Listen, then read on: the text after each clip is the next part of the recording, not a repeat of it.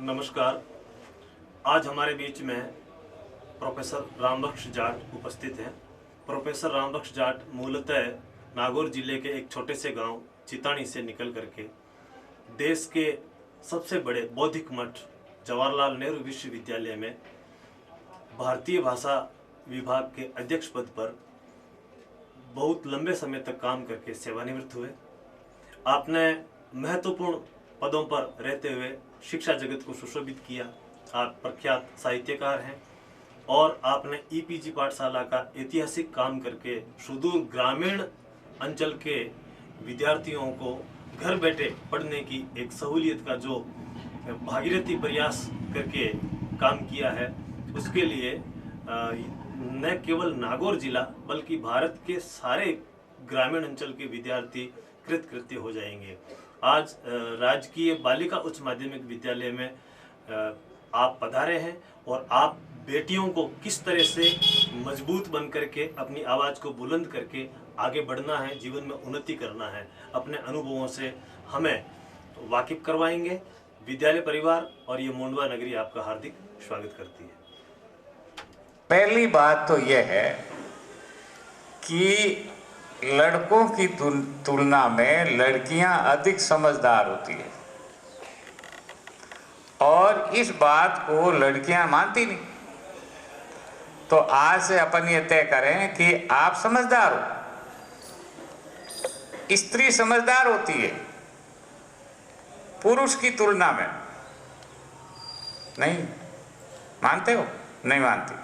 उदाहरण दूं, आप कभी अपनी मम्मी से जाके पूछो कि पापा कैसे हैं तो 1000 निंदा वो करके बता देगी ना कमियां। इनमें तो कुछ अक्ल ही नहीं है, इनको तो कोई भी ठग लेता है, ये तो ऐसा ही नहीं आता, इनको ये भी नहीं आता, इनको वो भी नहीं आता।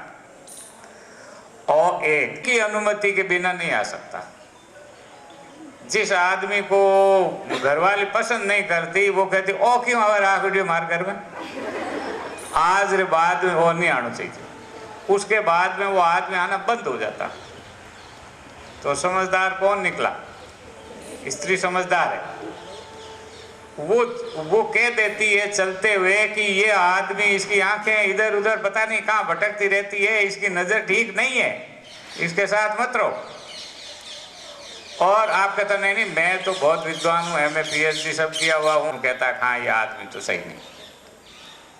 तो इसको कई अनुभवों से आप देखो तो ये आप देखते हुए पाए जाओगे कि स्त्री अधिक समझदार होती है, इसलिए तुम ज्यादा समझदार हो। इस भारत के अधिक समझदार जो जनसंख्या है वो स्त्रियों को, और इसलिए हम स्त्रियों को नियंत्रण में रखते हैं, उसको घूंघट में रखते हैं, उसको कहते हैं तू चुप रहे, पंचायती मैं करूँगा, फाइनेंस मैं जानता हूँ, रुपया पैसा मैं लाता हूँ, तू क्या जानती है। तो उसको दबा करके रखते हैं हम, ताकि वो एकदम से हमारे ऊपर हावी नहीं हो जाए। ठीक, तो घर के अंदर भी ये जो संघर्ष चलता रहता है, उस संघर्ष का जो निष्कर्ष है, मैं सिर्फ निष्कर्ष कह रहा हूँ, उदाहरण 1-2 आपको दिए। पहले तो आप ये मान लो कि आप समझदार हो। दूसरी बात, आपको ये भी मान लेना है कि लड़का और लड़की में कोई भेद नहीं है, सब एक जैसे ही बेवकूफ हैं, एक जैसे ही समझदार है, एक जैसे ही ताकत है। लेकिन हमको ये सिखा दिया समाज ने कि लड़कियां कमजोर होती है, लड़के मजबूत होते हैं। ठीक है, तो जब 2 किलो वजन उठाना होता है तो वो भैया उठाएंगे। अरे क्यों उठाएंगे भैया? तुम उठाओ, मैं ले लूंगी। और छोटा है तो भी वो रखवाली तुम्हारी क्यों करेगा? तुम करो। कोई भी ऐसा काम नहीं जो लड़कियां नहीं कर सकती। और अपने घर में ये आदत रखो कि भारी काम भी, मुश्किल काम भी जो हमारा बूता है, ऐसा तो नहीं भाई 50 किलो तुम सामान उठा सकते हो, वो तो आदमी भी नहीं उठा सकता, लेकिन 5 किलो तो उठा सकते हो ना। और बहन भाई दोनों जा रहे हैं तो भाई क्यों उठाएगा? मैं उठाऊंगी। ये जब तक आप करोगी नहीं तब तक आपको समानता का अधिकार नहीं मिलेगा। कोई ऐसा काम नहीं जिसको हमारी लड़कियां नहीं कर सकती। आपको ये मान लेना चाहिए कि मैं कर सकती हूँ। जा जल्दी से दौड़ के लेगा, तो छोरे को कहते हैं बाप के, जा तू लेना, उतावड़ जाए। क्यों जाए उतावड़, तू तो मैं लेना हूँ बात, तू जा दौड़ लिया। तो ये घर के अंदर आदत वो जन्म देती है और उसका पालन पोषण करती है। आदमी को तो बच्चा रखना भी नहीं आता। जब बच्चा घर में रोता है तो माँ रखती है, बाप नहीं रखता। वो सारी पढ़ाई लिखाई बेकार। और माँ भी अगर नहीं है तो बहन रखती है, स्त्री रखती है। उसके हाथ में एक है पदम है, वो छूती है, बच्चा रोना बंद कर देता। ये याद रखने की चीज है। बहुत फ्लैट उपदेश की तरीके से मैंने तुमको कह दिया। दो एक बातें और। तीसरी बात जो तुम्हें कहनी है वो ये है कि डरना नहीं। और लड़कियां सबसे अधिक डरती है, उनको उनके अंदर डर घुसा दिया जाता है। किस चीज का डर? कोई भी छेड़ देगा, कोई भी छू देगा हमको, और मार डरी डरी डरी डरी पीछे अरे दबंग की तरीके से रहो। और यदि कोई व्यक्ति आपके साथ बदतमीजी करता है, बदतमीज तो है, पुरुष तो बदतमीजी है, उनका काम है बदतमीजी करना, तो उनको सिखाओ। आप जा रहे हो और गली के अंदर जा रहे हैं आप, और अकेली है, और एक आध कोई गुंडे आ गए या कोई बदमाश आ गया और आपको कुछ टिप्पणी कर दी या कुछ कह दिया। बहुत इंपॉर्टेंट बात बता रहे हैं सर बेटा। उसी समय जोर से चिल्लाओ। और वो क्या करता है, किसी को कहना नहीं, वो सबसे कायर होते हैं। गुंडे सबसे कायर होते हैं, लड़के सबसे अधिक डरे हुए होते हैं। वो ये कहते हैं कि वो बदतमीजी तो करे, छेड़ा उसने, इज्जत तुम्हारी हमारी क्यों चली जाएगी भाई? जिसने छेड़ा उसकी इज्जत जानी चाहिए, तुम्हारी क्यों जाएगी? इसलिए अगर कोई बदतमीजी करता है तो आपका पहला काम यह है कि आप उसको पब्लिक कर दो सब। और हमारे प्रांत में और हमारे जिले में और इस मारवाड़ मुंडवा के अंदर भी यह है कि अगर कोई लड़की चिल्लाती है तो 5 लोग जो खड़े होते हैं वो तुम्हारे समर्थन में आते हैं और उसको पाठ पढ़ाते हैं। लेकिन तुम म्याऊं म्याऊं ये कर रहे हो, ऐसे ऐसे करते रहोगे तो कुछ नहीं होगा। वो आपको रोज डराएगा। इसलिए ये याद रखो कि हमको नहीं डरना है, जो बदतमीजी करता है उसको डरना है। और वो बहुत डरपोक होता है। एक तो अगर आप समाज में हो, सड़क पे हो, गली में हो, तो जो आपको नहीं जानता है वो भी आपका पिता और भाई बन करके और आपकी सुरक्षा के अंदर आएगा। आप इसको डरने की जरूरत नहीं। आप एक्सपेरिमेंट करके देखो कि ये मैं वो मानतन करे सा बाबा, तो उसको जो भी व्यक्ति खड़ा होगा उसको समझा देगा। और अगर आप कुछ नहीं कहोगे तो वो आगे से आगे बढ़ता ही चला जाएगा। और उसका फल कई बार ये होता है कि पहले थोड़ा थोड़ा छेड़ता है, फिर ज्यादा छेड़ता है, उसके बाद अपहरण हो जाता है। मौका ही नहीं देना। तो जो पहला काम जो बहुत जरूरी होता है और वो ये है कि डरना नहीं। एक दूसरा, छेड़खानी की शिकायत करने में हमारी इज्जत नहीं जाती है। लोग क्या कहेंगे, अरे तो मैंने थोड़ा किया भाई, उसने किया ना, हरकत उसने की, तो डरे वो इज्जत उसकी जाए, तुम्हारी इज्जत क्यों जाएगी? इसलिए अपनी बात को कहो, ठीक? और किसी को भी कहो, जरूर कहो, ताकि उसको वो समझ में आवे कि ये लड़कियों के साथ में इस तरह की छेड़खानी संभव नहीं है। ग्रुप में जाओगे तो भी छेड़खानी होती है ना, तो भी खड़े खड़े लोग बोलते हैं। एक फिल्म आपने देखी होगी, फिल्में देखते हो ना, मैंने भी बहुत बाद में फिल्में देखना शुरू की थी। तो उसमें वो हॉकी वाली शाहरुख खान की वो चक दे इंडिया, उसके अंदर जो है कुछ लड़कियों पर कमेंट मारते हैं और फिर सारी लड़कियां उनकी जो धुनाई करती है सब गुंडों की पीट पीट करके बराबर कर देती। तो मारते थे थप्पड़ का, कि मेरा चेहरा ऐसा था ना, थप्पड़ मारना अच्छा लगता था, तो मैं भी डरता था। बाद में धीरे धीरे मैंने कहा अपने समर्थक पैदा करो, फिर और भी बड़ा हुआ तो और भी लोग डराने लगे, तो फिर मैंने उन सब का को बांध करके, जैसे हनुमान जी बहुत बदमाशी करते थे ना, हनुमान जी तो बंदर उछलते कूदते थे, तो माँ ने उनके से बांध दिया। अब हनुमान जी बैठे हैं इतने ताकतवर है, लेकिन माँ के प्रेम का कच्चा धागा उसने बांध दिया, तो अब मुझको शब्दों से बांधना आ गया। कई अच्छे खासे गुंडों को मैंने ऐसे बांध करके रखा कि तू हो जा,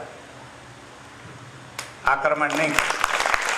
तो आपकी भाषा, आपको किसी को अपमानित नहीं करना, अपमानित किसी को नहीं करना। ईगो बहुत है, उसकी प्रतिष्ठा पे चोट नहीं करनी, लेकिन हमारी भी प्रतिष्ठा भाई, दो बात ध्यान रखनी।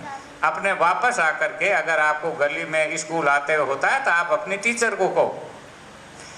तीसरी बात, लड़कियां सोचती है कि हम घर जाकर के अपने माता पिता को नहीं बताएं। क्यों नहीं बताएं? पापा के मेरी गलती, अब मेरी कोई गलती ही नहीं, तो मैं अपने बाप को या अपनी माँ को क्यों नहीं कह सकती? इसलिए कोई भी आपके साथ में अनटूवर्ड इंसिडेंट होता है तो टू मेक इट क्लियर, सीधा माना घर वालों को बताना, इसमें आपकी इज्जत नहीं जाती। और आप सोचते हो ये मैं कैसे बोलूं, क्यों मुंह से बोलूं? उसने बदतमीजी की किसी लड़के ने या किसी आदमी ने, और आपको बोलने में क्या जोर आ रहा है, उसको तो करने में जोर नहीं आया, तो आपको बोलने में क्यों इज्जत आपकी जाएगी? तो आप खटाक से बोलो, बोलना बहुत जरूरी है, और बोलने में बड़ी ताकत होती है। अच्छे अच्छे लोग उसके अंदर शांत हो जाते हैं। तो ये तो 3-4 तुम लोगों के हो गए उपदेश, जो जिंदा रहने के लिए बहुत जरूरी है, सर्वाइवल के लिए बहुत जरूरी है। आप यहाँ से जाओगे, किसी समय नौकरी करने जाओगे, आपके मैडम भी कई होंगी जो घर छोड़ करके और यहाँ मुंडवा में रहती हैं, इनको भी प्रॉब्लम आती होगी ना, जो आपको आती होगी इनको भी आती होगी, लेकिन इन्होंने कला विकसित की है कि कोई इनके साथ बदतमीजी नहीं कर सकता। अपनी मर्जी से कुएं में पड़ो, कोई भले, कौन रोकेगा, लेकिन आप कोई जबरदस्ती किसी को परेशान नहीं कर सकते। और हमारे हिंदुस्तान के मेल मेंबर हमारे साथ नहीं कर, और अगर करता है कोई तो हमको उसकी शिकायत करते हैं, और अगर आपने शिकायत कर दी तो वो डरेगा। ये नहीं है कि हम भाई को कहेंगे और भाई उनको जा करके वो थप्पड़ मारेगा। थप्पड़ मारने के लिए भाई नहीं है, समझाने के लिए। तमीज से रहो। और शिकायत कैसे करनी है, विरोध कैसे करना है, ये सब बहुत बारीकियां हैं जो आपको आपके टीचर और बताएंगे, और मैं नहीं बताऊंगा। खाली इतनी सी बातें ये माने कि विरोध करना आपकी हेठी नहीं है, विरोध करना आपका राइट, आपका अधिकार, और आप अधिक समझदार तो हो ही हो। तो अब इसके बाद में पढ़ाई के बारे में 2-4 बातें आपको कहनी, उसके बाद तुम चाहो तो कुछ सवाल पूछ सकते हो, मन में है कुछ बातें। बेवकूफ़ी, इस उम्र में हम भी थे तो बेवकूफ़ी बोलते थे ना, तो क्या हुआ, तो बोल दो। और अब घर में अपने स्कूल, कि हमारे समाज में ऐसी कई, जैसे कि गर्ल्स जाती है तो वहाँ पर कई छेड़खानी करते हैं, तो वहाँ पर लड़कियाँ बोल नहीं पाती, क्योंकि सर एंड में जाकर गलती भले ही लड़के की हो, पर हमेशा गलत लड़की को ठहराया जाता है। ये ऐसा क्यों होता है कि लड़की ही खराब होगी, क्या पता इसने ऐसा कुछ किया होगा, इसने तभी छेड़ा, नहीं हमको तो नहीं छेड़ा, ऐसे कई बातें होती है ना सर, तो ऐसा क्यों होता है?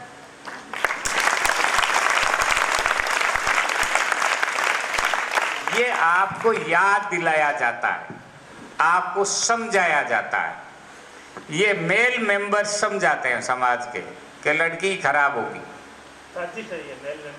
मेल मेंबर सिखाते हैं, कोई लड़की नहीं सिखाती, वो कहती है नहीं गलत है। और दुनिया जो मर्जी कहे भाई, मेरे साथ गलत किया तो मैं उसका विरोध करती हूँ। आज आप एक ने विरोध किया, कल दूसरे ने विरोध किया, थोड़े दिनों बाद वो आदमी घर से बाहर नहीं निकल सकता। बात क्या करते हो?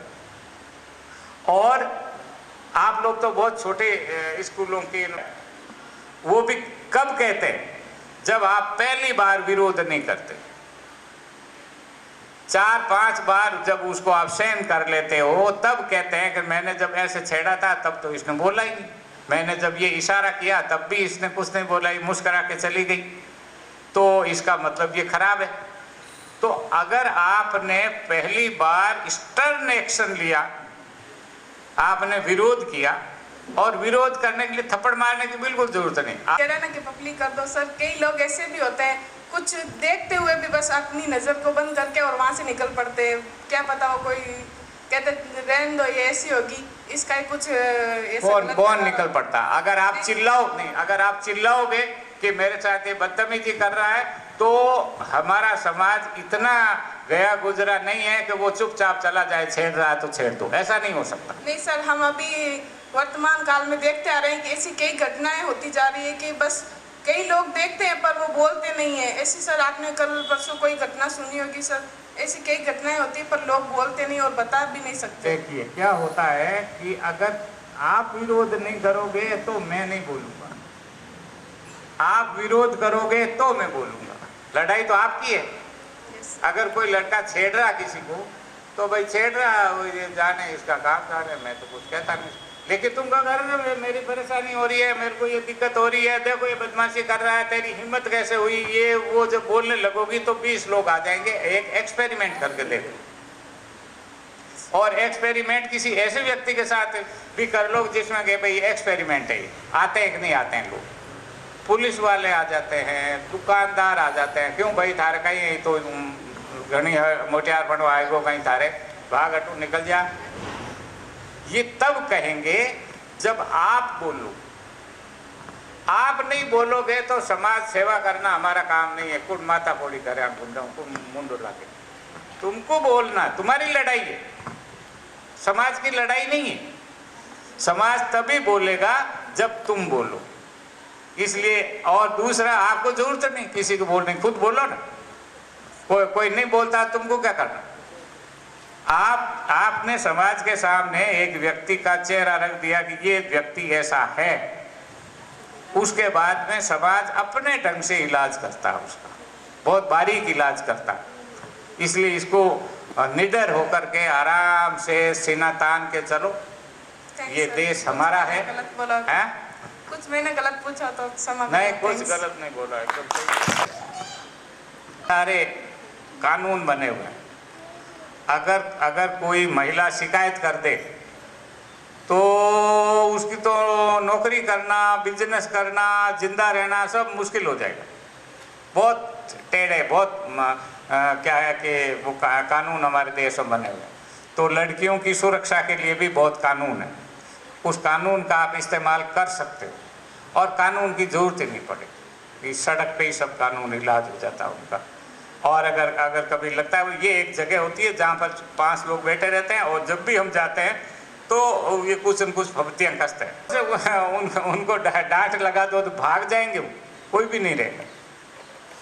इसलिए माने मन में से आप तो डर निकालें, फिजिकल वायलेंस का डर निकालें, और प्रतिष्ठा की खत्म होने का जो डर होता है उसको भी आप निकालें। और तीसरी बात जो मैंने आप लोगों को कही कि आपको ये मानना ही नहीं है कि मैं लड़की हूँ और मैं ये काम नहीं कर सकती। मैं हर एक काम कर सकती। मार्गरेट थैचर ने इंग्लैंड का राज किया, रानी विक्टोरिया, इंदिरा गांधी तो खैर भारत की हैं, तो उन्होंने शासन किया पूरे देश पे। सभी जगह शासन करती हैं, सभी जगह। जब आप मानोगे कि आप कमतर हो तो आप कमतर हो, जब आप कहोगे कि नहीं मैं तो बहुत दबंग हूँ तो आप बिल्कुल दबंग की तरह से रहो। मैंने बचपन में ही मैं मानता था कि मेरे पास है ना बहुत पैसे, और मैं जानता था कि मेरे पास पैसे नहीं होते थे, लेकिन मैं मानता था कि मेरे पास बहुत पैसे। जेब में हाथ डाला तो पैसे निकले। ईदगाह कहानी पढ़ी? ईदगाह कहानी में उसके जो दोस्त होते हैं वो जेब में निकालते हैं 1 पैसा 2 पैसा करके 12 पैसा मेरे पास, देखो बहुत पैसे। तो बच्चे कितने खुश। तो मैं भी कहता मेरे पास बहुत पैसे मतलब क्या, जेब में हाथ डालो, आपकी जरूरत है वो आपके पास में पूरा आ गया। मैं तो बहुत होशियार हूं। आप ये सोचोगे कि मुझको तो कुछ आता ही नहीं है तो कुछ आएगा भी नहीं। जब आप ये सोचोगे कि मुझे सब आता है और मैं सब समझ सकती हूँ, मेरे को सब समझ में आता है, और अगर आज नहीं आता है तो मैं कल पूछ लूंगी किसी सर से और किताब पढ़ लूंगी, तो आपको ये इस कॉन्फिडेंस को बचाए रखना है कि मेरे पास सब है, मेरे सब दोस्त हैं, मेरे सब चाहने वाले इस समाज में है। ये दुनिया मेरी सुरक्षा करने के लिए है, मेरी हत्या करने के लिए नहीं है। ये दुनिया अच्छी है, इस दुनिया में अच्छे भले लोग भी हैं जो आपका समर्थन करेंगे, उनका केयर करो। तो ये तो उपदेश ही उपदेश होता जा रहा, मैं क्या करूं, वही दिमाग के अंदर आता है कि तुमको क्या समझा दूं, पर वही चीज़ें मैं बता रहा हूं जो आपके भी अनुभव का हिस्सा है।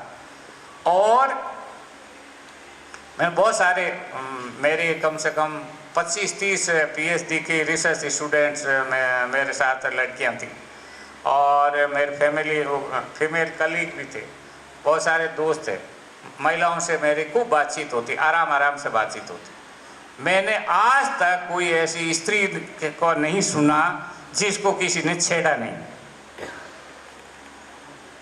सबको छेड़ते, और गांव के अंदर तो छेड़खानी के द्वारा उसका चरित्र विश्लेषण करते हैं।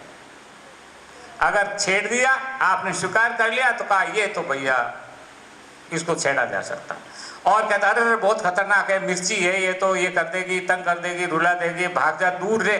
अपने दूर से सब गुंडे दोस्तों को भी बता देता, उसके बाद में कोई नहीं छेड़ता। ये हर समाज, मैंने पत्नी से भी पूछा तो कहा हाँ ऐसा होता, सभी से होता।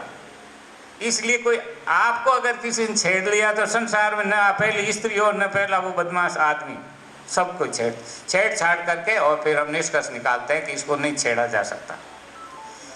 ये व्यक्तित्व अपना विकसित करो, ये आप विकसित कर सकते हो, दूसरा कोई विकसित नहीं कर सकता। और आपको अपनी लड़ाई खुद लड़नी है, आपको भी भरोसे नहीं लेना है कि वो दूसरा कुछ होगा। आप खुद ही अपने जोखम आपको उठाना होता है। कोई अगर छूता है तो थप्पड़ आपको मारना पड़ेगा ना, जब नहीं मारोगे तो क्या हुआ, तो वो आपके मार देगा तो एक और मारेगा, तो आप भी तो मार सकते हो।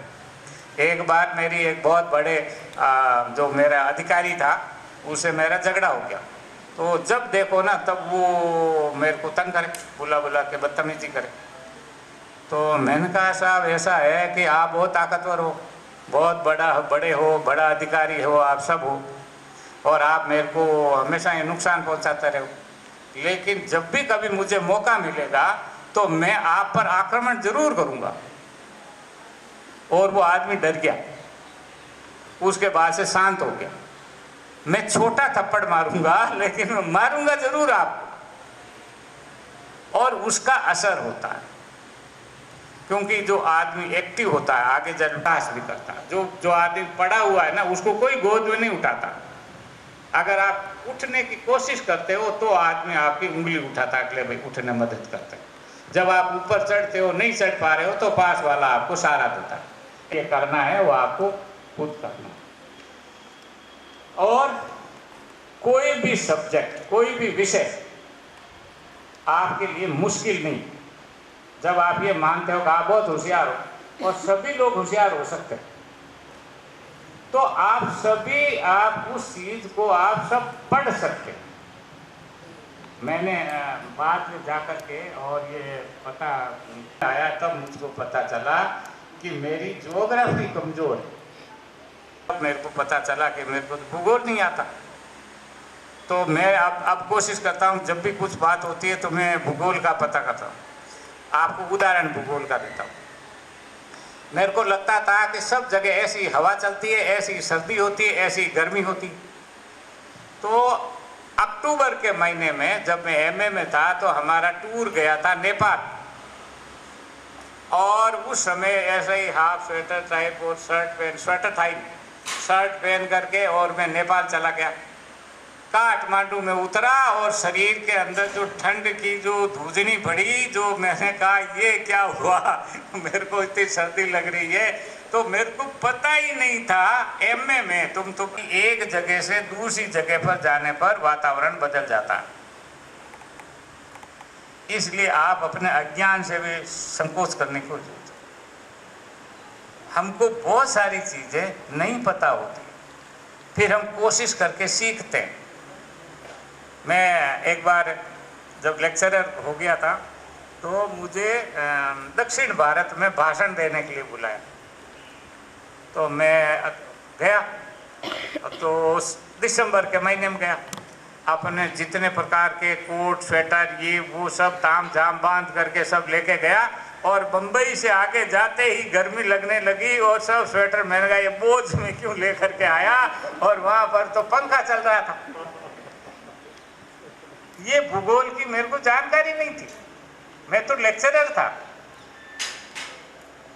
और अभी भी मेरे को ये लगता है कि बॉम्बे में जाते हैं तो ऐसा होता है, दिल्ली में जाते हैं तो ऐसा होता है, वहाँ जाते हैं तब ऐसा होता है।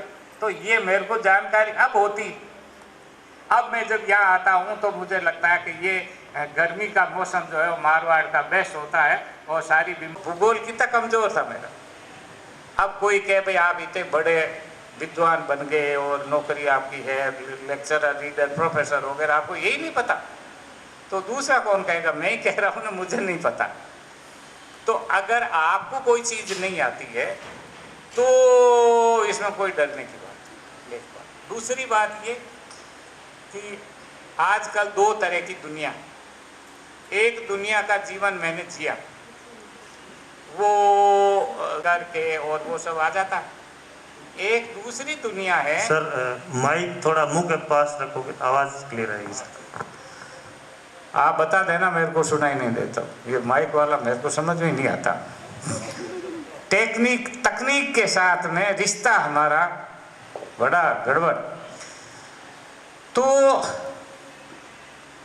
अब ये जो नया ज़माना है, जिस ज़माने के अंदर आप लोग हो और जिस तरह से आप लोग कंप्यूटर साइंस पढ़ रहे हो ना, कंप्यूटर पढ़ रहे हो स्कूल में, धीरे धीरे पढ़ोगे। मुझको नहीं आता, मैं रेल का कई दिनों तक रेल का टिकट नहीं बना सकता था, एटीएम से पैसा नहीं निकाल पाता था। फिर मुझे बड़ी शर्म आई, अभी भी आती है।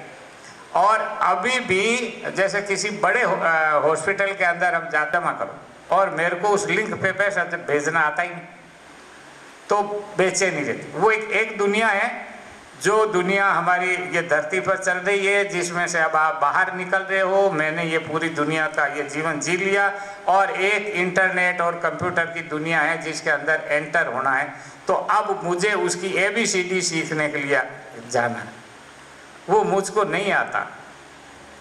तो आपको जो नहीं आता उसकी चिंता छोड़ो, उसको सीखो। मैं भी कोशिश करता हूँ कि सीखें। तो आपको जो नहीं आता है उसको चिन्हित करो कि आपको क्या नहीं आता। तो जैसे मैंने आपको बताया, मुझको कंप्यूटर है, वो चीज़ें हमको सीखनी। जैसे हमको कई बार ये आता है, और मेरी बहुत खराब, मतलब मैं तो मेरी वो ज़्यादा अच्छी नहीं, जिसको कहते हैं संप्रेषण कौशल, कम्युनिकेशन स्किल। अब जब मान लीजिए आप में से किसी को कहेगा अच्छा ये जाओ और वो सर से बात कर लो, तो कहते मैं क्या बात करूं, मेरे को तो बात करना ही नहीं आता। कितने लोग अगर अकेले में बात करना हो तो आप लोग बात कर सकते हो? हाथ खड़ा करो जो बात कर सकते हो। मतलब सिर्फ 1 2 3 4 5 6 7 बस 8। अपने सर से बात करने के लिए किसी भी अनजान व्यक्ति से आप बात कर सकते हो या नहीं कर सकते हो, ये सवाल अपने आप से पूछो। और जिसको बात करना आता है वो आगे अपने लिए दरवाजा खोल देता है। बात ही तो दरवाजा है। घर के अंदर आप जाओगे तो कैसे जाओगे? दरवाजा खोलोगे। तो किसी मनुष्य के से आपके पास जाओगे तो वो दरवाजा क्या है? जबान, बोलो। तो मेरी जो कहना चाहिए कम्युनिकेशन स्किल है वो अच्छी नहीं है, मुझको कई बार लगता है।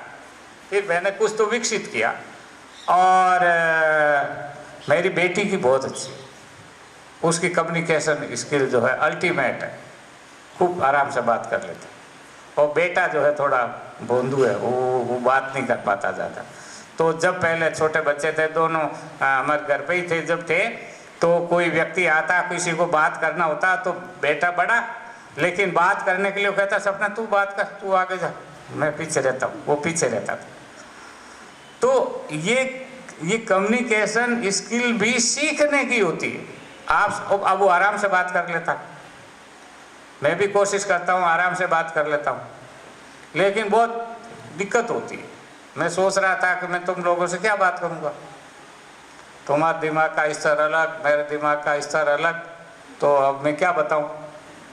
तुम्हारी किताब भी मैंने तो नहीं पढ़ी, अब तो बहुत वैसी। तो अपने को अनजान बनाना होता। एक बात, एक और चीज़ आपको कहना, आप लोगों में से कितने लोगों के मेरे अनपढ़ है जी, और बाबर बहुत अनपढ़ है। अब आप देखिए दूसरी, उन लोगों ने ये महसूस किया कि हमारे बच्चों को पढ़ना चाहिए क्योंकि हम नहीं पढ़ पाए थे, राइट। और अब उन्होंने पढ़ने के लिए भेजा है, तो ये आपकी ड्यूटी है कि आप अपने माता पिता की उस कमी को दूर करें।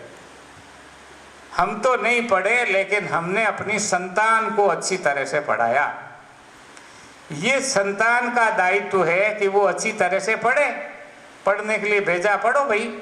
माता पिता ने बहुत मुश्किल से आपको के लिए भेजा।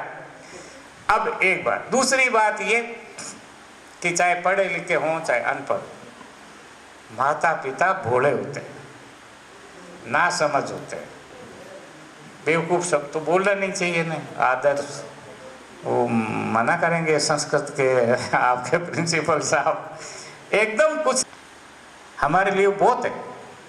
तो हमें उसकी को ये ध्यान में रखना है कि भले ही हमारे पेरेंट्स जो है वो चीज़ों को नहीं जानते। अब आपको देखो भूगोल के अंदर हमारे ये लिखा हुआ और हिंदी कविता में ये लिखा हुआ है, माँ बाप को पढ़ाओगे बताओगे, उनको तो पता ही नहीं कुछ। तो आप कभी बताते हो उनको? कभी नहीं बताते। कभी बता भी देते हो, कभी वो सुनते ही नहीं, अच्छा ठीक है तू तेरा करती रहे, मुझे कुछ नहीं पता, मेरे को कुछ नहीं आता। तो एक गैप होता है। तो गैप जब होता है तो हम उनकी लिमिट का ध्यान रख करके बात करते हैं कि इनको ये बात पता नहीं। तो जब मैं नौकरी करता था, जब माँ जिंदा थी मेरी, तो वो कभी कभी आती थी मेरे पास में, वो रहती थी। तो हम तो अपना दुनियावी तिकड़म में लगे रहते थे, ये करना वो करना, सेमिनार करना, ये करना वो सब। माँ बैठी बैठी बोर होती थी, पता नहीं क्या करता रहता, मैंने तो आवड़ी को नेट। तब मैं 1 घंटा, सारे जब काम मेरे निपट जाते हैं, तब मैं कहता हाँ मान ले अब आजा अपन अब गांव की बात करते हैं। अच्छा हो तुम्हारे क्या क्या हुआ हो, तुम्हारे रिश्तेदारों का। और फिर उसके बाद वो बोलना शुरू करती, पट पट पट पट पट पट खूब सारी बातें बोलती। और मुझे पता था कि बेवकूफ़ी कौन बातें कर रही है जिससे मेरे जीवन का कोई संबंध नहीं। तो आप भी इसे, उस गैप को मेंटेन करते हैं, उनको आए चाहे नहीं आए, एक दूरी आपकी रहती। तो वो दुनिया एक है जिस दुनिया के आप मेंबर नहीं हो, आप एक नई दुनिया के अंदर चले गए हो, वो उस पूरी दुनिया के अंदर वो रहेंगे। उस है जिनकी, वो आपकी नज़र में तो भोले है ना। आपकी तो उम्र 15, 16, 20 साल के करीब है, और आप एक 50 साल के व्यक्ति को, 60 साल के व्यक्ति को के बारे में ये दृष्टि रखते हो कि ये तो भोला। तो मुझे भी ये बताया जाता है या कहा जाता है कि आपको पता नहीं। तो जब वो अंग्रेजी वाली दुनिया है ना, वो एक पता नहीं मैं बात करती हूँ, मैं बात करता हूँ, तो वो बात करते हैं। ये गैप, इसका मतलब ये है कि पीछे वाली पीढ़ी से आप आगे हो और ये आपके ऊपर बहुत बड़ा दायित्व है। अब उस ज्ञान को बढ़ाना है और उस दूरी को बढ़ाना है। अब इस दूरी के बावजूद उनके प्रति आदर, प्रेम, प्यार प्रकट करता है, ये आपका दायित्व है।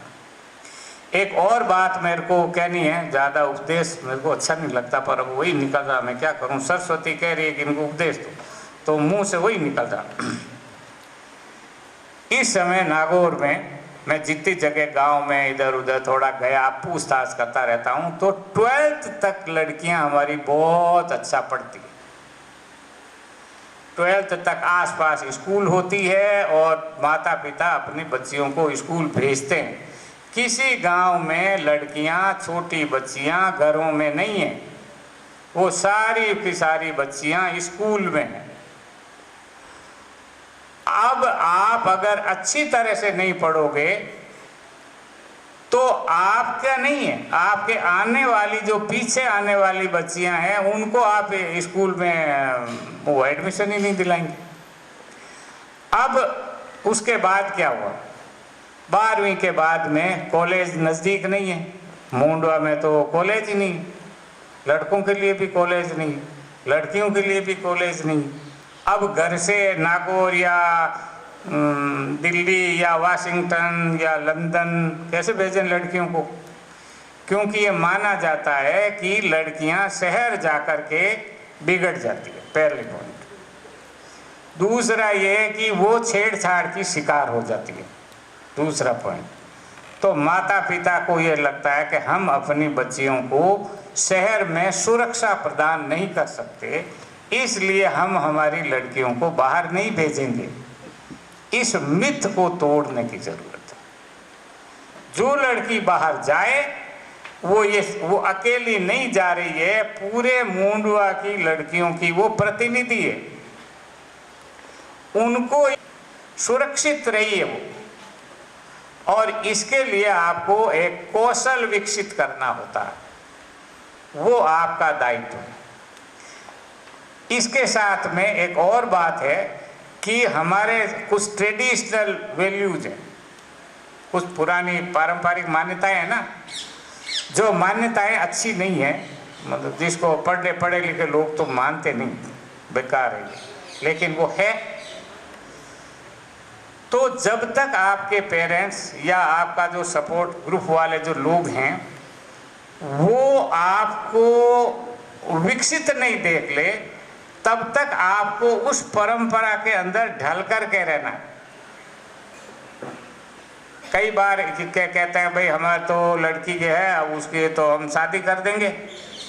तो बचपन में मान लीजिए शादी हो गई, तो एक RS आई थी और इन्होंने भंवरलाल जी ने उसका वो बताया था कि वो तो महिला तो बन गई RS, और वो तो उसका पति तो अनपढ़ किसान था और उसके साथ तो आराम से रही।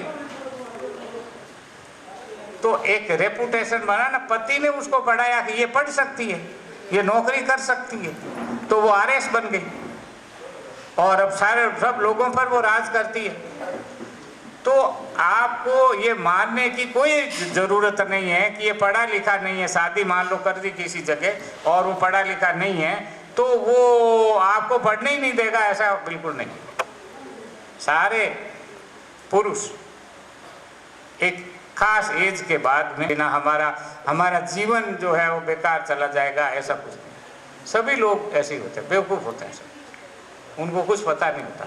जीवन जीने के क्रम में उनको कुछ जानकारियाँ मिलती है, कुछ समझ मिलती है, और वो समझ उनको धीरे धीरे आती है। इसलिए आपको घर की जो पारिवारिक जो मूल्य है आपके, उन मूल्यों की रक्षा करनी है, और ये मानते हुए रक्षा करनी है कि ये मूल्य अच्छे नहीं, लेकिन ये छूट जाएंगे। आपकी पीढ़ी ट्रांजिशन की पीढ़ी है, एक बदलने वाले समय के अंदर रहने वाली पीढ़ी है। आपके बाद वाली पीढ़ी को ये संघर्ष नहीं झेलना पड़ेगा, लेकिन आपको तो झेलना पड़ेगा। मैंने हरियाणा में कई बार देखा है कि वो व्यक्ति जो है अनपढ़ है या बेरोजगार है पति, और पत्नी जो है वो स्कूल टीचर हो गई। चलो चलो मैं तुमको लेने के लिए आया हूँ। तो वो एडजस्टमेंट आपने विकसित किया ना, उन लोगों ने विकसित किया। तो और एडजस्टमेंट तो आपको सबके साथ करना होता है। तो पढ़े लिखे अनपढ़ होने का कोई क्राइटेरिया नहीं, वो अपना काम करता है। कोई मिस्त्री है, कोई लुहार है, कोई खाती है, और आप जो है टीचर बन गई तो क्या हुआ? वो अपना काम कर रहा, भूखा थोड़े, वो आपकी सेवा कर रहा, जो आप कहते हो उसके अनुसार रहता। तो ये जो पारिवारिक जो टेंशन होता है, इस टेंशन से निश्चिंत करने की ज़रूरत है। और ये निश्चिंत आप कर सकते हो कि इसमें कोई तनाव का कोई पॉइंट नहीं है।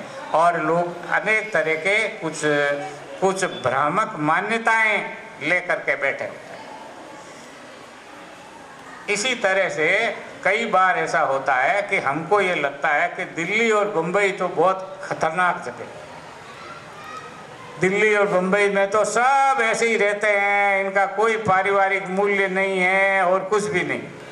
जबकि वो मूंडवा से अधिक कल्चर्ड है, अधिक मैनर्स है, और वहाँ कोई खतरा नहीं, और कोई बदमाशी नहीं करते।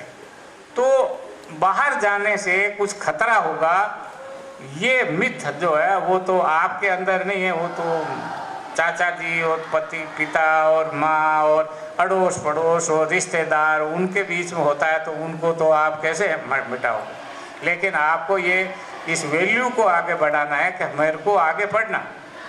अगर आप पढ़ना चाहते हो तो, नहीं पढ़ना चाहते हो तो कोई बात नहीं, लेकिन अगर आप आगे पढ़ना चाहते हो तो कोई इशू नहीं है।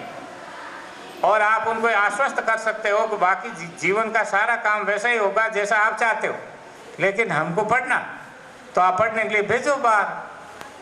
आप जाओ, दिल्ली भेजो, बॉम्बे भेजो, कलकत्ता भेजो, अमेरिका भेजो, आप भेज सकते हो। और जिनके पास कहते भाई हमारे पास तो ट्यूशन फीस के पैसे नहीं है, ये नहीं है, वो बात एक अलग है, तो उसके लिए तो आप अपनी व्यवस्था करो। लेकिन आप अपनी उस कैपेसिटी को जो आपको रोक लगती है, ये बहुत अच्छी बात है कि 12th तक हमारे जो पेरेंट्स हैं लड़कियों के, वो लड़कियों को स्कूल में भेजते हैं। 12th के बाद में नहीं भेजते हैं, या मुश्किल से भेजते हैं। थोड़ा वो भूख हड़ताल आपको करनी पड़ती है, थोड़ा बहाने आपको करने पड़ते हैं, थोड़े 2-4 ग्रुप बना करके जाएंगे, हम 5 लड़कियां जा रही हैं, हम 5 साथ में रहेंगी और आप बिल्कुल चिंता मत करो वगैरह वगैरह, सब उनको समझाना पड़ता। तो वो समझाने का जो तर्क है वो भी आपकी ही ड्यूटी है कि आप अपने पेरेंट्स को समझाएं, और आप अगर उनको विश्वास दिलाओगे तो वो मानेंगे। और पिता नहीं मानते हैं तो पिता तो वैसे ही, उनको कुछ, बाप को तो कुछ ही नहीं पता होता, वो तो हवा में रहता है। माँ को आप कन्विंस कर देते हो, माँ को अगर आप राजी कर देते हो तो वो आपको आगे पढ़ने के लिए भेज सकती है। तो आपका ये दायित्व अब बनता है, आगे पढ़ने का दरवाज़ा आपका कैसे खुले? तो तब खुलेगा जब आप उसको कन्विंस करोगे, जो तू कहेगी ना वैसे ही रहूँगी मैं, 5 बजे घर आ जाना, 2-4 बजे ये आ जाना, किसी से बात नहीं करना, ये सब जो माँओं की चिंता होती है, तो वो उसको बताओ हाँ बिल्कुल सही है, जो तुम कह रही वही होगा, हालांकि वो नहीं होगा, लेकिन आपको कन्विंस करना, तब आप आगे जा सकते हो। और अगर मान लो नहीं भी जा पाते तो भी आप ये दृढ़ निश्चय करके बैठो कि मुझे अपनी शिक्षा को बंद नहीं करना। कंटिन्यूड एजुकेशन, ऑनलाइन एजुकेशन होती है, करस्पॉन्डेंस कोर्स की स्टडी होती है, जो घर परिवार बसाने के बाद में भी आप कंटिन्यू कर सकते हैं। तो मेरा ख्याल है काफ़ी उपदेश हो गया, और बहुत ख़राब होता है उपदेश लेना, बिल्कुल अच्छा नहीं होता। लेकिन मैं सोचता हूँ कि ये तुम लोगों के कुछ मतलब की बात है, अब तुम कुछ पूछो तो बता दूँ। किसी के मन में कोई प्रश्न हो लगता है बोलने में। सर, जो आपने बोला था ना कि हमें कन्विंस करना पड़ता है हमारे मम्मी पापा को, हम कैसे भी करके कन्विंस कर लेते हैं हमारे मम्मी पापा को, पर जो समाज का वो होता है ना, हम जब हमारी मम्मी जो बाहर बैठ के बातें करती है, अब हमारी बेटी बाहर पास कर ली, अब कॉलेज जाए, तो दूसरी औरतों का कमेंट क्या होता है कि काई करी घणी पढ़ाई घणी बार ही करी जकी आगे है ना टाइम को नहीं पढ़ाने की। ऐसा क्यों बोलते हैं सर? उनकी लड़कियों की मर्जी होती है कि ना वो बाहर जाते हैं और उनकी और दूसरी औरतों के कमेंटमेंट सुन के है ना उन लड़कियों को भी है ना दबा दिया जाता है घर में कि आप बाहर नहीं जाओगे, आप वैसे नहीं करोगे, आप पढ़ाई नहीं करोगे, घणी घर में ही पढ़ाई कर लो, बाहर जाए काहे करो। चिंता है वो जो मीरा का नाम सुना आप लोगों ने? मीरा कक्ष भी तो प्रिंसिपल साहब ने बनाया था ना, एक लाइब्रेरी कक्ष, मीरा कक्ष। तो ये मीरा जो थी उसने कहा मैं तो भगवत भक्ति करूंगी, हाँ, और मैं सत्संग करूंगी। तो उस समय का जो राज परिवार था उन्होंने कहा कि सत्संग करने के लिए तुमको मंदिर जाने की कहाँ जरूरत है, माटी तारखुना में एक मंदिर बनाए था, तू अट पूजा करती रहे। तो मीरा ने कहा नहीं, मैं तो किसी विद्वान पुरुष से विचार विमर्श करने के लिए जाना चाहती। और फिर वो विचार विमर्श करने के लिए गई तो हमारे सारे समाज ने कहा कि मीरा तो उल्टा है, पुरुषों से बात करती। एक बार मीरा जो है वो वृंदावन गई। वृंदावन में एक बहुत बड़े संत थे, रूप गोस्वामी नाम था उनका, बहुत विद्वान थे। तो उन्होंने ये प्रण कर रखा था कि मैं किसी स्त्री से बात नहीं करता। तो मीरा गई और उन्होंने संदेश भेजाया, जाकर के स्वामी जी को कहो कि मेड़ता से मीरा आई है और आपसे बात करना चाहती। तो उन्होंने रूप गोस्वामी ने कहा कि मैं तो किसी स्त्री से बात नहीं करता। तो उसने मीरा ने कहा ए लो ये कहाँ से लाए, मैं तो ये सोच रही थी कि पुरुष तो एक ही कृष्ण है, बाकी सब स्त्रियां हैं, आप मुझे स्त्री के रूप में क्यों देखोगे, आप मुझे मनुष्य के रूप में देखो ना, हम भी मानव है। तो मानव के रूप में आप मेरे को देखो, आप मेरे को स्त्री के रूप में देखोगे तो फिर तो बात होगी नहीं, फिर तो बिगड़ने के चांसेस है। तो हम एक पुरुष और स्त्री नहीं बल्कि मनुष्य के रूप में हम चीज़ों को देखते हैं। और वो मीरा 400 साल बाद में, मैं कई बार कहता भी हूँ कि 400 साल पहले मीरा ने कहा कि मैं डिस्कस करने के लिए जाऊंगी, तब तो विरोध किया। और आज जो है वो फोन आता है किसी का कि प्रोफेसर रामबख्श जी आप मेरी बेटी को पीएचडी कराओ, सिफारिश लेकर के गाड़ी में बिठा करके आता और घर छोड़ के जाता, लो बैठ के बात करो। तो ये जमाना बदल जाता। इसी तरह से स्त्रियों का जमाना बदला है। आप उनको ये कहोगे क्या करेगी, इसका कोई पता नहीं, राज करेगी, पढ़ेगी तो क्यों नहीं पढ़े, था नहीं पढ़िया तो ठीक है। और अड़ोसियों पड़ोसियों का बहुत प्रभाव होता है और उससे माँ चाहते हुए भी उनसे उबर नहीं पाती है और अंततः वो उनका ही निर्णय आगे रहता है। लेकिन आप अपने गीत गाते रहो, हमको पढ़ना, इनको बोलने दो, ये जो भी बोलते हैं। और थोड़े दिनों बाद मैं पढ़ने गया तो उनका अब क्या करेगा पढ़ करके, खेत का काम कर, अपने बहुत ज़मीन है, जायदाद है, ये वो सब कहाँ ज़रूरत है। लेकिन पढ़ा तो ठीक ही हुआ ना, तो तुम लोग भी पढ़ोगे तो ठीक ही होगा। अब राजस्थान सरकार ने नौकरी में भी लड़कियों का रिजर्वेशन कर रखा कि इतनी तो स्त्रियाँ होंगी, अब आप पढ़ी लिखी होगे तो हो जाओ। माने एक आशा सहयोगी होती है, जानते हो आशा सहयोगी, गांव के अंदर जो है वो पोषाहार विभाग है, उसके अंदर एक 8वीं पास या 6ठी पास लड़कियां जो है अगर कोई है तो वो आशा सहयोगी बन जाती है।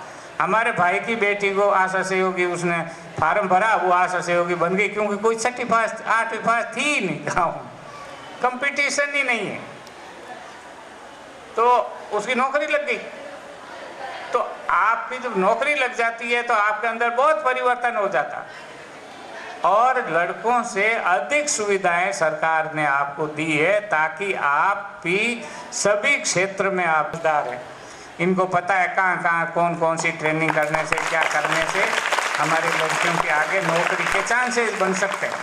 ये आपके स्कीम बना बना के लाते हैं, लेकिन जाना तो आपको ही पड़ेगा। तो जाओगे आप तब? ये बताइए, हम तो दुनिया बदलने के लिए निकले हैं ना, हाँ? दुनिया, आप भी दुनिया बदलने के लिए, पढ़ने के लिए आए हो। जब अपने माता पिता को ही हम नहीं पढ़ा समझा सकते तो फिर दुनिया क्या बदलेंगे? पहले माँ बाप को बदलो। आप पढ़ लिख करके माता पिता को भी बदलने की कोशिश करो ना।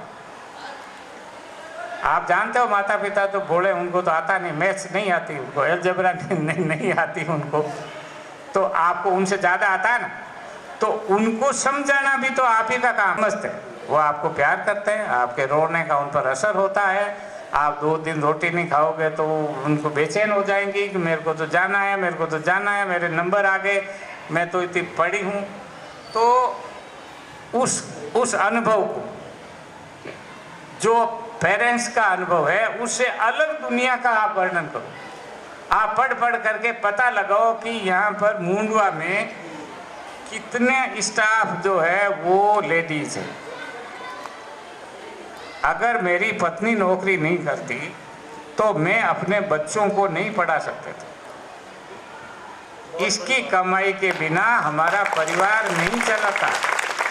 बेटा अमेरिका चला गया, बेटी बॉम्बे में छोटा मोटा राज ही कर रही है, वो इसकी पढ़ाई के और इसकी नौकरी के कारण है। ये नहीं पढ़ती तो मैं नहीं कर सकता। इसलिए कोई भी फैमिली, कोई भी परिवार सिंगल अर्नर अगर है तो उसके लिए बहुत मुश्किल होता है। और अब तो बाकी प्रांतों का तो पता नहीं, केरल में लड़कियों की कमाई से घर चलता है। आदमी की नौकरी नहीं लगी तो उसको बाहर थोड़ी फेंक देंगे, रहेगा ना बेचारा वो भी तो। और पत्नी की नौकरी लग गई, नर्स हो गई, तो वो घर चलाएगी। तो अगर आप पढ़ोगे लिखोगे नहीं तब कैसे वो घर चलेगा? तो घर चलाने के लिए आपको पढ़ने की जरूरत है, आपको नौकरी करने की जरूरत है, आपको काम करने की जरूरत है। अन्यथा आपको कुछ आएगा ही नहीं। आपने तो कहा हमारे पास तो बहुत पैसा है और पैसा बहुत है, तो हम तो अच्छा खासा दहेज दे करके और दूल्हा खरीद लेंगे। अरे तो उसे बात करनी ही नहीं आएगी, खरीद लोगे तो क्या करोगे? क्योंकि आपने कहा अच्छा ठीक है तू चुप रह तनके ठाकुर, तो क्या कैसे पता नहीं, मेरे को पता। तो उतना आपको विकसित होना पड़ता। तो वो विकास आपको समझाना पड़ेगा कि कौन कौन ऐसे परिवार आपके पड़ोस में हैं जो दोनों कमाते हैं। कौन कौन ऐसे, उनको पता लगाओ यहाँ आसपास कौन कौन ऐसे परिवार है जिसमें सिर्फ महिला नौकरी करती है, पुरुष नहीं करता, पुरुष की नौकरी छूट गई मान, तो घर चल रहा है ना, भोजन पानी की व्यवस्था तो हो रही है, तो वो महिला पढ़ेगी तभी तो हो रही है, नौकरी करेगी तभी तो हो रही है। तो अपनी माँ के सामने वो उदाहरण दो, रोज रोज गीत गाओ, हाँ, और अपने जो मैम हैं आपकी, इनके गीत गाओ कि देखो फला हमारी मैम है, उनके यहाँ ऐसा, उनके यहाँ ऐसा, जो भी कुछ चुगलियाँ छोटी मोटी करनी है वो करा के समझाओ कि हमारे मैम के विकास के कारण बच्चे कितने विकसित हैं। और एक और चीज़ मैंने देखी को जो स्कूल में जो मेल टीचर है अकेला और पत्नी नहीं पढ़ी लिखी है और या नौकरी नहीं करती है, उसके बच्चे बहुत मुश्किल से संभलते हैं। मैंने गांव में तो बहुत देखा है कि उनको कुछ आ ही नहीं रहा। और जब मेरे बच्चे छोटे थे तो मैंने कहा इस सपना को ABCD लिखना कौन सिखाएगा, मेरे को तो आएगा ही नहीं।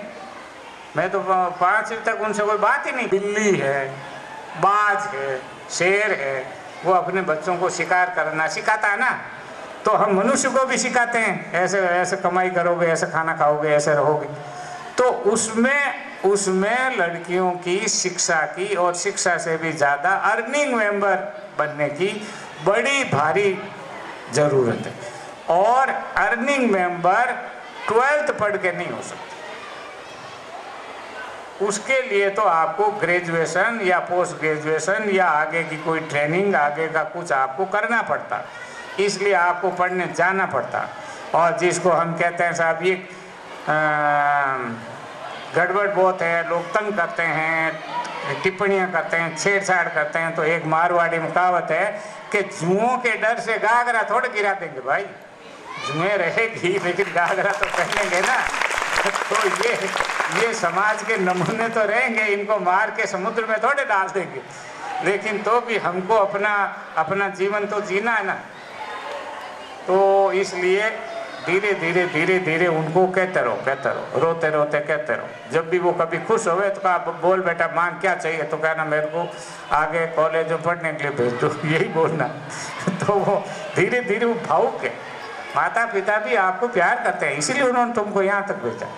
तो जो यहाँ तक भेजा है, कहना जैसे मैं यहाँ हूँ वैसे ही वहाँ रह जाऊँगी, आप मेरे को भेज दो, तो वो भेज दे। हमारे बहुत बहादुर माता पिता है। और गांव में कहते हैं कि किसी आदमी को बहुत धैर्यवान और बड़ा जिम्मेदार बताया जाता है। अरे क्या करता है बेटी का बाप, बेटी का बाप मतलब बहुत कितने सारे कष्ट जो है वो झेलता है। बेटी घर में आती है, रोती है, कहती है वो पड़ोस वाले उस लड़के ने मेरे को छेड़ा, अब बाप को ये मैं उसे लड़ने जाऊंगा तो मेरे को पीटेगा उल्टा। तो धैर्य सहन करता है ना आपके साथ साथ वो भी, तो कहते हैं धैर्यवान होता है बेटी का बाप। बेटी के कष्ट के साथ साथ वो भी बड़ा होता है। इसलिए आप भी अपने माता पिता का विकास करो। भोले डाली जनता है, हमारे माता पिता भोले लोग हैं, उनको सिखाओ कि आगे आने वाले ज़माने में अगर हमें जिंदा रहना है, खड़े रहना है, तो हमें ये करना पड़ेगा। ठीक है, इसलिए माता पिता आपके दुश्मन नहीं, माता पिता अपने ही हैं। और जब वो 2 थप्पड़ मारे तो जब आंसू पूछ के और कहो मैं कॉलेज भेज देना। ऐसा रूल्स नहीं है। मेरे घर में है पापा से लेना इजाज़त लेने की। मेरी मम्मी कहती है हर काम करना बेटा, लेकिन गलत काम कभी मत करना। और पापा है ना हमेशा दूसरों की बातें सुनते हैं, बेटी की कभी नहीं सुनी। तो मैं पापा से कहती हूँ पापा आप दूसरों की बातें सुनने से पहले अपनी बात सोच समझ के बोलना चाहिए। दूसरों की बातों में कुछ नहीं रखा। मैं ना स्कूल पढ़ती हूँ, मेरे बड़े पापा है ना उसके बेटों को बहुत जलन होती है मुझसे, बट मैं कहती हूँ आप अपनी बेटियों को पढ़ाओ, लेकिन वो गलत काम कभी नहीं करेगी, मेरे साथ चलेगी, मैं उनका ख्याल रखूँगी। फिर भी वो अपनी बेटियों को नहीं पढ़ाते, घर पे रखते हैं। और मैं आज पढ़ रही हूँ तो उनको बहुत जलन होती है कि इसकी बेटी पढ़ के लिख के क्या करेगी। तो उन्होंने और है ना जब भी मेरे पापा ना पढ़ाते हैं और मैं अकेली आती हूँ तो मेरी मम्मी से कहते हैं इसे छोड़ के और लेके आना तुझे। तो मैं मम्मी कहती है बेटी है ना कभी गलत काम नहीं करेगी, वो अपनी माँ बाप की इज्जत चाहेगी तो ना अच्छा ही करेगी। तो मेरी मम्मी तो मुझे कहती है बेटा जहाँ भी जाए अकेली जाना, लेकिन गलत काम मत करना। और पापा तो है ना बस दूसरों की बातों में ध्यान करके कभी खुद की बात नहीं सुनते, दूसरों की बातें सुनते हैं। धन्यवाद। देती है जिस निष्कर्ष पर मम्मी को पहुंचाना होता है। अब बची ईर्ष्या। ठीक है, ईर्ष्या किससे होती? कमजोर से तो कोई ईर्ष्या होती नहीं। आप समर्थ हो इसलिए ईर्ष्या होती है, आपके नंबर आते हैं इसलिए ईर्ष्या होती है। तो आप उस ईर्ष्या का बिजनेस करो। आपको देखो मैं पढ़ रही हूँ तभी तो इनके मन में ईर्ष्या है, बड़े पापा के मन में। अगर वे नहीं पढ़ती तो ईर्ष्या होती ही नहीं। इसका मतलब मैं ठीक कर रही हूँ, आप मेरा सपोर्ट करो। और ईर्ष्या जो है इस मानव जीवन का और इस पूरे नागौर जिला का एक चरम सत्य। मेरे से कितनी ईर्ष्या करी लोगों, अभी भी करते हैं, अभी भी करते हैं। मैं नहीं करता किसी से ईर्ष्या, क्योंकि मैंने कहा मैं तो भाई आगे से आगे बढ़ता ही चला गया, तो मेरे को ईर्ष्या कौन करेगा, मैं क्यों करूं। लेकिन सब ईर्ष्या में शुरू हुए कि ये ऐसे कैसे हो गया, ये ऐसे कैसे हो गया, इसकी इतनी यूनिवर्सिटीज में नौकरी कैसे, ये JNU प्रोफेसर कैसे हो गया। अरे हो गया भाई, मेहनत करी थी और वो थोड़ा खेल भी कर लिया था, वो भी आता था, तिकड़म भी समझ आती थी मेरे को, हो गया। तो लोग ईर्ष्या करते हैं। ईर्ष्या भी तो बरसात के अंदर कीड़े होते हैं ना, वो कीड़े अपना पैदा होते हैं, अपना मर जाते हैं। ईर्ष्यालु व्यक्ति भी ऐसे ही मर जाता है, क्योंकि उसका विकास तो होता नहीं, वो तो बैठा बैठा ईर्ष्या करता है। इसलिए आप अपना विकास करते रहो और वो जो है समाप्त होते चले जाएंगे, और थोड़े दिनों बाद में वो ईर्ष्यालु चापलूस की मुद्रा में आ जाता है। इसलिए उनके डरने की जरूरत नहीं। और पापा सुनते हैं, उनको बाध्य करो कि वो सुने। ऐसा कैसा हो, तो वो भी आदमी है, वो दूसरों का भाई सबका सुनता हूँ, मैं ध्यान रखता हूँ, बाजार में जाता हूँ, समाज में रहता हूँ, समाज की मैं सुनता हूँ, ऐसा ढोंग आता है ना पुरुष, ये मेल मेंबर का दुर्गुण है। तो वो अपने आप आएंगे जमीन पे जब धीरे धीरे आप उस स्टेज पर लाओगे कि ये बताइए जो आपका वैल्यू सिस्टम है, मैं उसी वैल्यू सिस्टम के अनुसार रहती हूँ, तो आपको क्या दिक्कत है? आपके मूल्य निर्णय के अनुसार ही मैं अपना जीवन जी रही हूँ। मैं तो खाली यही तो कह रही हूँ कि मेरे को पढ़ने दो, आप भेजो पढ़ने के लिए, अच्छे नंबर आएंगे, अच्छी पढ़ाई करूँगी, और कोई झगड़ा होएगा तो झगड़ा भी करूँगी, कोई तंग करेगा तो थप्पड़ भी मारूंगी, आप झेलो, आपका काम है मेरी रक्षा करना। वो कहें तू तो लड़ाई करके आ गई, तो आऊँगी मैं तो लड़ाई करके तुम्हारा काम है, जाओ लड़ो मेरे लिए। तो डर के नहीं रहना, पेरेंट्स के सामने इज्जत करो, एक बात है, लेकिन अपनी जिद, अपनी इच्छा आपको रखनी है, आपको अपने पेरेंट्स को बताना है मेरे को जान। और इसके लिए आप बाकी लोगों के उदाहरण जो मुंडवा के अंदर ही पाए जाते हैं वो ला करके दो। कोई यहाँ लेडी डॉक्टर है? डॉक्टर साहब तो बताया कि डॉक्टर साहब है, महिला डॉक्टर भी तो होंगी? मुंडवा में तो नहीं है सर। कहा था कि वहाँ पे पढ़ाई खराब हो जाएगी। अच्छा, ऐसा क्यों सर? सर जब यहाँ डाल लेना जब यहाँ इसका एडमिशन करवाया पापा ने, तो बहुत सारे लोगों ने कहा कि वहाँ पढ़ाई खराब हो जाएगी। हाँ, तो इस चाहिए कि आपके पापा कितने समझदार हैं। पापा के लिए तालियां। भगवान करे कि सबके पापा ऐसे हों कि जो अच्छे और बुरे का भेद मालूम कर सके कि यहाँ अच्छा हो रहा है, यहाँ जिंदगी बर्बाद नहीं होगी, यहाँ कितना डिसिप्लिन है। आपने खुद ने महसूस किया, आप यहाँ आने के बाद में कैसा महसूस कर रहे हो बेटा? अच्छा महसूस कर रहे हो, तो फिर ये सिद्ध हो जाएगा। अब वो जो लोग पापा को भ्रमित कर रहे हैं ना, वो गलत साबित हो जाएंगे। आप अच्छी मेहनत करोगे तो एक समाज में नया संदेश जाएगा। पहले जब मैं मॉडल में था ना, शुरू में, तो लोग ये कहते थे मॉडल वालों में तो क्या है, इंग्लिश मीडियम तो कोई टीचर है नहीं, ये क्या पढ़ाएंगे, या तो गतिविधियां चलती है, रोज खेल करवाते हैं। जब 10th का रिजल्ट आया और राजस्थान में टॉप रहा, और इस बार 5 बच्चे इंडिया मेरिट में आए, मॉडल मुंडवा के 5 बच्चे इंडिया मेरिट में आए। 15-16 लड़कियां नेशनल खेल गई, 54 लड़कियों ने स्टेट खेल लिया। तब लोगों को पता चला यानी बात तो कुछ है, और अब वहां भीड़ लग रही है, नंबर नहीं आ रहा है, ये हालत है। तो लोग धीरे धीरे, कुछ लोग होते हैं, सर ने कहा ना, वो ईर्ष्या वाले।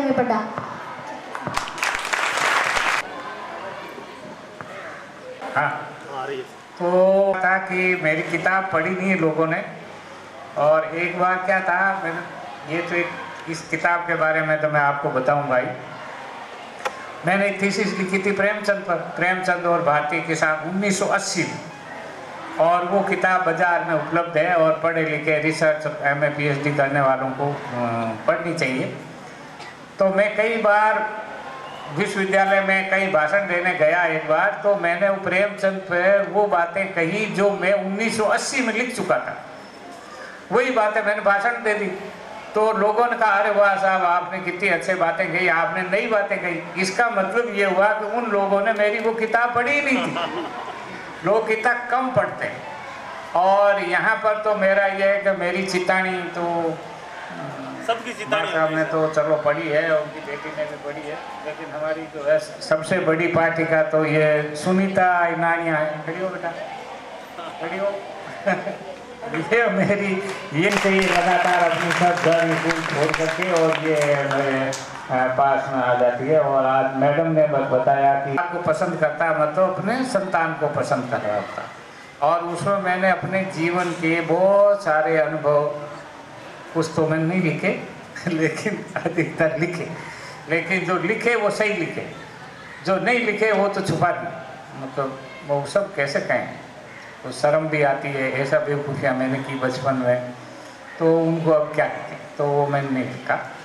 लेकिन एक सोशल सामाजिक जो अनुभव है, वो सामाजिक अनुभव के रूप में मैंने किताब लिखी थी। और आप लोग भी कोशिश करना, इस पर भी 20-25 रुपये में तो आपके मोबाइल पर आ जाएगी, नोट नल से जो अवेलेबल हो जाती है, तो सस्ती है।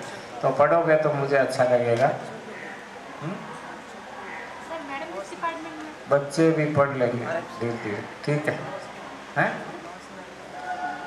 नोट नल का तो पता चल जाएगा। नोट नल का मैं लिंक दे दूंगा। हाँ, लिंक दे देंगे, प्रिंसिपल साहब से पूछ लें।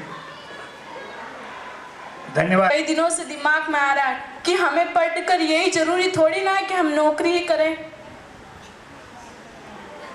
आप इस दुनिया में रहने लायक बने, नौकरी करें चाहे नहीं करें। और जो मैं अभी पहले कहा था कि दुनिया में बहुत सारी ऐसी चीज़ें हैं जो हमको रहना ही नहीं आता, बात करना ही नहीं आता। और जैसा मैं पहले बता रहा था कि अब ये जो नई कंप्यूटर की और इंटरनेट की जो दुनिया आ रही है और इंटरनेट की लिटरेसी का एक नया जीवन शुरू हो रहा है, उसमें आप अगर पढ़े लिखे नहीं हैं अच्छे से तो आप उस दुनिया में उपस्थित ही नहीं। मैडम बीमार हुई थी तो वहाँ पे बॉम्बे में हिंदुजा हॉस्पिटल के किसी डॉक्टर से मिलना था, तो मुझे तो अपॉइंटमेंट लेना ही नहीं आया। और जब उसने फीस का लिंक भेजा तो मुझे वो फीस जमा करनी नहीं आई, क्योंकि मेरी वो कंप्यूटर लिटरेसी का वो लेवल ही नहीं था। फिर बेटी ने सब काम किया। तो आप बहुत सारी काम बिना उस इंटरनेट लिटरेसी के, इलेक्ट्रॉनिक्स के इस लिटरेसी के आप अनपढ़ हो। और अनपढ़ होना तो कोई बात नहीं, लेकिन आप उस दुनिया में एंटर ही नहीं हो सकते, प्रवेश ही नहीं कर सकते। आपको कहीं संसार जाओगे तो वीज़ा भी नहीं मिलेगा, आप कहीं जाओगे तो किसी से बात ही नहीं कर पाओगे। तो ये आगे आने वाला जो ज़माना है, उस ज़माने में हाईटेक जो लिटरेसी है वो लिटरेसी आपके लिए बहुत ज़रूरी है। और हाईटेक तो तब होगा जब आप ये ABCD आएगा, और ABCD नहीं आएगा, ये पढ़ाई भी अगर आप नहीं करोगे तो बाद वाली पढ़ाई आप कैसे करोगे। इसलिए नौकरी नहीं करें, बिजनेस करें, लेकिन किसी से बात तो करोगे। कई बार ऐसा होता है समाज का जो उच्च वर्ग है उसके पास आप खड़े नहीं रह सकते, क्योंकि उनका बातचीत का और उनका रहन सहन का उनका लेवल अलग होता है। और आप अगर को नहीं आता तो हाँ ये तो ठीक है, चलो बैठो एक तरफ, हम जरा बात करते हैं। वो बात करने के लिए चलो, आप सामने बैठे बैठे देख रहे होंगे कि क्या बात करते हैं, पप्पू बन के रहो फिर चुपचाप। इसलिए नौकरी नहीं है, नौकरी तो छोड़ दो, पर आप अपना भोजन तो कमाओगे ना। आप कुछ व्यवसाय करोगे, कुछ राजनीति करोगे, कुछ ठेकेदारी करोगे, कुछ षड्यंत्र करोगे, कुछ तो करोगे ना। वो कैसे करोगे उस दुनिया है, इसलिए हम कहते हैं नौकरी करो, लेकिन कमाई करो। और कई बार क्या होता है कि पति का कुछ पारिवारिक बिजनेस हो गया तो पत्नी नौकरी तो नहीं करती, लेकिन मैनेजमेंट तो करेगी ना। पंचायती तो पत्नी ही करती है घर में, किसको नौकर रखना, किसको नहीं रखना, किसका क्या करना, ये मैनेजमेंट तो आपको करना पड़ेगा, पढ़े बिना कैसे करो, इसलिए पढ़ना चाहिए। ठीक है। आप मैंने स्कूल कॉलेज और यहाँ तक मेरे को जॉब लगे हुए 9 साल हो गए, मैं स्टेज पे बोल नहीं पाती। लेकिन अब हमने शुरू कर दिया ना सर, बच्चों की तो और बात है, मैं ही नहीं बोल पाती। हाँ, मन हमारी 7 पीढ़ी अनपढ़ है, हमारा पूरा परिवेश अनपढ़ है, और सब हमारे खिलाफ बोलते हैं, सब हमारे कॉन्फिडेंस को तोड़ने की कोशिश करते हैं। तो आपको डर लगता है, मेरे को बहुत डर लगता है। और मैं कई बार जब मेरे को फॉर्मल भाषण देना होता है, मतलब मेरे सब्जेक्ट का, ये तो मैं गप मार रहा था बच्चों से, अगर मुझे अपने विषय की बात करनी होती है तो मैं 90% हिस्सा मेरे भाषण का लिख के ले जाता हूँ। पहले क्या हुआ, व्यक्ति का चेहरा दिख जाता है तो मुझ पर असर हो जाता है, तो मैं डर जाता हूँ। मेरे कई स्टूडेंट्स ने मेरे को कहा कि मेरे को डर लगता है सर, ये मेरे पैर धूस रहे। अरे मैंने कहा कुछ नहीं, आंखें बंद करके बोलते जाओ, थोड़ी देर में पैर ठीक हो जाएगी। तो आप बोलते रहोगे तो आपके डर का किसी को पता नहीं चलेगा। अभी आप बोले तो डर का पता ही नहीं चला, डर आपके अंदर है, आप जानती हो आपके अंदर डर है, मैं जानता हूँ मेरे अंदर डर है। मेरे को, मैंने जीवन में पहली बार इतने छोटे बच्चों से बात की, मेरा कितना डर था। ये बच्चे 2 मिनट में फेल कर देंगे, क्या नहीं नहीं ये तो बेकार आया कहीं तो कहीं समझ नहीं कोई नहीं बात बेकार है। तो मुझे पास होना था ना, मुझे भंवरलाल जी से थोड़े सर्टिफिकेट चाहिए, मुझे तो इनसे चाहिए।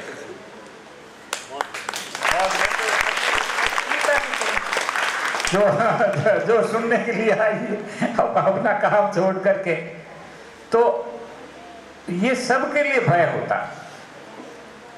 मैं इनाना गया तो मेरे को कितना डर लगा, हमका इनाना इतना दबंग गांव भाई, कोई भी कह दे बैठ जा मारू बड़ो कौन बोले चितानी छुटको शौक है, पर उनको रखा ना ध्यान से। डरने से क्या होता, तो मेरी माँ कहती है कि डर के पास जाने से डर भागता। मैं भी कहता था माँ को कि मुझे डर लगता, तो अगर डर के पास जाओगे तो डर भागेगा। अगर आपको बोलने से, मंच से बोलने का डर लगता है तो आप मंच से बोलो, डर भाग जाएगा, सिंपल। आज से आगे का कोई भी कार्यक्रम होगा, नेक्स्ट मंच संचालन विमला जी करेंगी। बस हो गया, डर खत्म। भारत के 90% जो विश्वविद्यालय के कॉलेज के शिक्षक हैं वो अनपढ़ है, उनको अपना विषय नहीं आता, और ये बहुत ही दुखद है। जिनको विषय आता है उनको बहुत अच्छा आता है, वो बहुत अच्छे से चीज़ों को बता देते हैं। नागौर कॉलेज की जो समस्या है वो शिक्षकों की उतनी समस्या नहीं है जितनी पाठ्यक्रम की समस्या है। इतना पाठ्यक्रम पुराना है और उसकी इतनी कुंजियां उपलब्ध है कि बच्चे बिना पढ़े ही पास हो जाते हैं, इसलिए बच्चे पढ़ने जाते ही नहीं। और उस पाठ्यक्रम में ऐसा कुछ भी नहीं है जो पढ़ाते समय आप विद्यार्थियों को कुछ नया दें। जब तक आप किसी को कुछ नया नहीं देते कोई पढ़ने के लिए नहीं आता। तो नागौर कॉलेज में भी नहीं आते पढ़ने के लिए। आप पढ़ाने लग जाओ और आपके पास हम बातें हो तो वही कॉलेज बैठा रहता सुनने में। मतलब 3 घंटा हिंगाना गांव में लोग पिन ड्रॉप साइलेंट बैठे सुना हूँ। तो मेरे लिए तो ये उपलब्धि हुई, और आज तो मैंने इनसे ही बात की। क्यों, समझ में आई ना?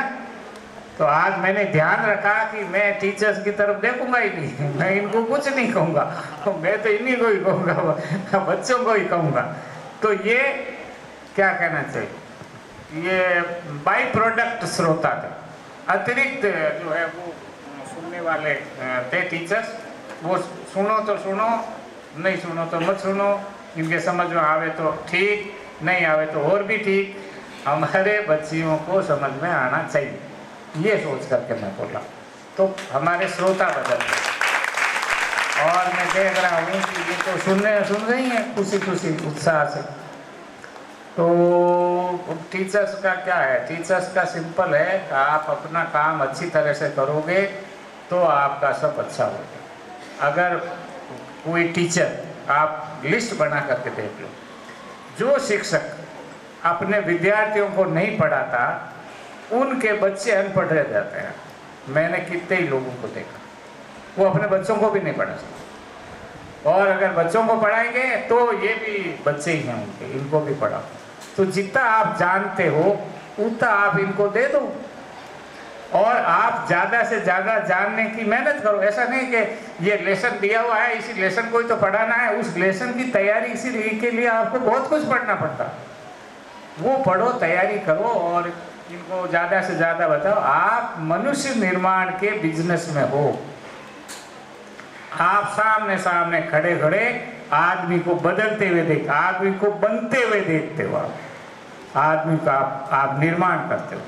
इसलिए टीचर मुझे हमेशा ही बड़ा लगता है, और इसीलिए मैं कहता हूँ ये मास्टरों से, टीचर से लड़ना नहीं भाई, ये किसी को भी नष्ट कर दे सकता है।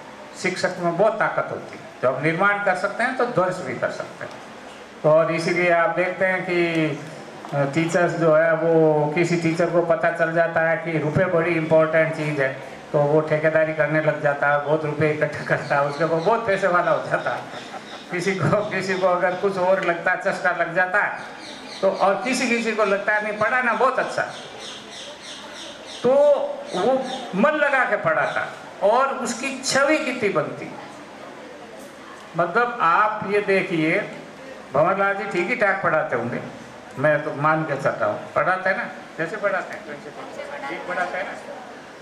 तो ये मोंडवा की गली में कहीं निकल जाओ, टेढ़ा से टेढ़ा व्यक्ति इनको नमस्ते करता हुआ पाया जाता है। सब काम ऐसे ही हो जाता है, क्योंकि ये इनके काम की ताकत है जो एक नगर में बोलती, एक शहर में गली मोहल्ले में बोलती। बैंक में गए तो बैंक मैनेजर खड़ा हो गया, बैंक मैनेजर तो क्या मतलब भाई, उसके बच्चे तो कहीं पब्लिक स्कूल में पढ़ रहे होंगे। आप अगर अच्छा काम करते हो, आपको जो दिया हुआ काम है वो आप अच्छी तरह से करते हो, तो आपकी रेपुटेशन सब जगह होती है। इज्जत तो गंद की तरह से फैलती है। आप किसी से कुछ लेते देते नहीं, हम उसको देते ही। तो इसलिए टीचर्स को अपना विकास करना चाहिए, और बड़ा मुश्किल होता है। निर्माण अगर करना है तो आपको विकसित होना पड़ता है, तब आप निर्माण कर सकते हैं। और जब जिसको हम तो कहते हैं भाई आप हमसे क्या बहस करते हो, हम तो मिट्टी से मनुष्य बना देते हैं, एकदम कुछ ही नहीं होता, उसको हम ठोक पीट करके गढ़ करके और हम मनुष्य बना देते हैं। और हमारे मनुष्य बनाने की हमारी एक कला, हम ऐसे ही नहीं होते हैं कि कोई पढ़ा दिया। हमको पता होता है कि किस समय इस लड़की को डांट की ज़रूरत है, किस समय इसको सपोर्ट की ज़रूरत है, किस समय इसको धमकाने की ज़रूरत है, किस समय इसको क्लास से बाहर निकालने की ज़रूरत है। हम क्लास से बाहर निकालते हैं तो भी वो एक तरह से एजुकेशन और उससे उसका विकास होता है। हमारे JNU में क्लास टेस्ट होता था, तो टेस्ट से पहले कुछ लड़के एकदम हम तो बहुत होशियार है, एकदम कॉलर ऊपर करके और हवा के अंदर रहते थे, तो मैं उनको जो है वो 2nd डिवीज़न नंबर दे देता। बड़ा बेचैन होते सर ये क्या बात हो गई और मेरे 2nd डिवीज़न कैसे आ गया, मेरा तो 1st डिवीज़न है, अब तक मेरा आता रहा। मैंने कहा आता होगा, मेरे तो हिसाब से तुम्हारा इतना ही। और उसके बाद वो आगे सारे समय वो लड़का मेहनत करता है और वो विकसित हो जाता है। और एक कमज़ोर स्टूडेंट थी, थोड़ी कम थी, तो और कॉन्फिडेंस भी नहीं था मैडम की तरह, वो भी डरती रहती थी, तो मैंने उसको 1st डिवीज़न दे दिया। तो उसको बहुत कॉन्फिडेंस होता, अरे मेरा 1st डिवीज़न आया है तो मेरा 1st डिवीज़न आ भी सकता, तो मेरा 1st डिवीज़न आता ही आना चाहिए। और उसके बाद वो 1st डिवीज़न पास हुई और हिमाचल में लेक्चरर बन गई गवर्नमेंट यूनिवर्सिटी। कितना बड़ा सूत्र दिया है सर ने।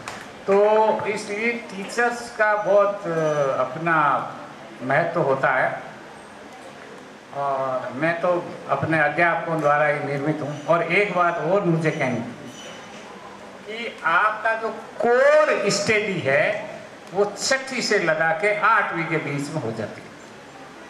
ध्यान देना बेटा, ध्यान देना। 7वीं कक्षा में जो मुझे इतिहास पढ़ाया था हरचंद जी मार साहब ऊन वाले ने, वो मेरे को आज तक याद है, और उसके अंदर में और उस पर जोड़ता रहता हूँ अंदर।